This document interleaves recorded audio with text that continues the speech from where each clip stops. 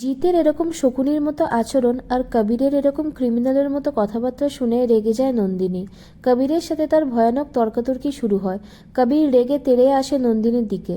তারপরে নন্দিনী টটিনিকে কল করে জানায় যে কিভাবে কর্ণ উচ্চিষ্মানকে ব্যবহার করে লাট্টুর কাছ থেকে কথা বের করতে চাইছে, আর আরাধ্যা, জিত, কবির এসবের সাথে কিভাবে জড়িত। টটিনি জিতকে ধিক্কার জানায় আর বলে যে আর কত নিচে নামবে তুমি।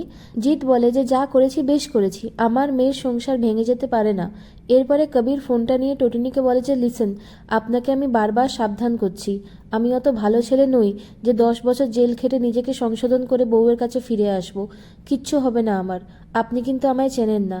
টটিনি বলে যে তুমিও আমায় চেনো না কবির, তোমার বাবা হয়তো চিনতে পারেন, তবে অন্য একটা পরিচয়, সময় হলে সেটা ঠিক সামনে আসবে। টটিনির কথাবার্তা শুনে আমরা আন্দাজ করতে পারি হয়তো টটিনি পরশুরামের মতো একজন অফিসার। নন্দিনীর সাথে কবিরের তর্কাতর্কি চরমে উঠলে নন্দিনী কবিরকে থাপ্পড় দেখায় আর তার ঔদ্ধত্যের জন্য তাকে বাড়ি থেকে বেরিয়ে যেতে বলে। এরপরে পরশুরাম বাড়ি এসে দেখে যে লাট্টু খুবই কাঁদছে, কারণ মায়ের চাপে সে পরশুরামের নাম্বার দিতে বাধ্য হয়েছিল।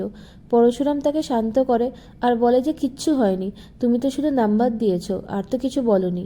এদিকে কবিরের থ্রেট দেওয়া নিয়ে টটিনি খুবই রেগেছিল আর সেই রাগ পরশুরামের উপর ঝাড়ছিল।